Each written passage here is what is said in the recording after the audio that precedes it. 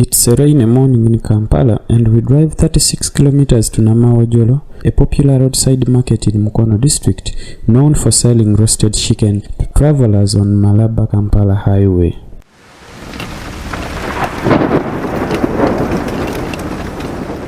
Our journey wasn't smooth at all as we drove through muddy and flooded roads amidst heavy downpour and thunderstorms.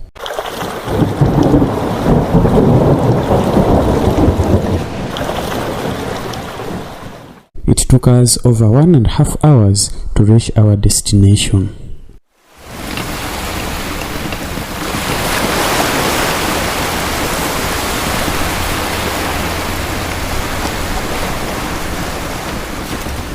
Just meters away in the neighborhood of Namawojolo Market, we meet Joseph and Andrew at their home.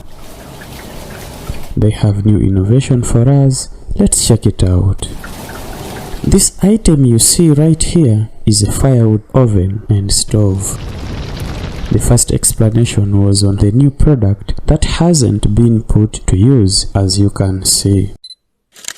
They told us that with only one piece of firewood, one can cook multiple foods and also bake or roast at the same time. But how does it work? Let's explore.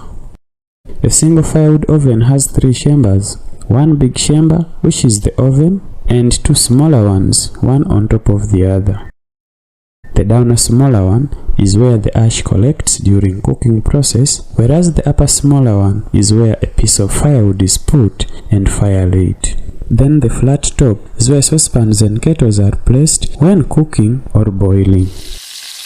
We had earlier on seen a clip of Joseph's colleague online demonstrating how they use the product at home for cooking food and roasting chicken, and indeed, it's an amazing innovation.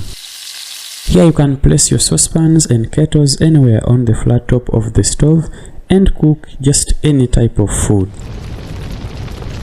We asked Joseph and Andrew what materials they use to make the stoves.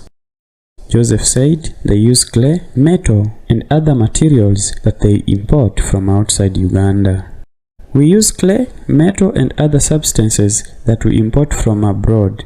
These materials are very expensive, Joseph said. Explaining about the decision to venture into the business of making firewood oven, Joseph says they are cake bakers under their company Alarms Cake Makers, and to cut costs, they decided to make ovens that are economical. They started implementing the idea of firewood oven in 2011 and evolved until they added the cooking stove as well to make it a multi-purpose product so they can do baking and cooking at the same time. 11 years later, having perfected it, they have now decided to put the oven on market as their second product in addition to cakes. Some of their current customers are their friends and families who bought and have testified on the efficiency of the product. Single product, actually the smallest one, costs about 2 million Ugandan shillings. That's approximately $530. We asked why their product is so expensive and whom do they target as their customers. Andrew told us that the price is fair because the materials are scarce and it takes them up to 2 months to make one single oven. He further said, for the target market, they make the product for everyone. The product can be bought for domestic use, institutions like schools, hotels, etc. It's basically for everyone, Joseph explained. We asked about the sizes of the ovens and they said currently they have single and double faces, but they can make different sizes depending on the customer's need. We asked how fast can it cook and how long can a piece of firewood last. Andrew explained to us that it depends on what one cooks and the amount of fire one uses. If you use softwood, it will burn out faster. That's about 30 to 45 minutes, whereas hardwood will last longer, about 1.5 to 2 hours. Then also the product has heat regulator, which is important in the speed of cooking, Andrew explained.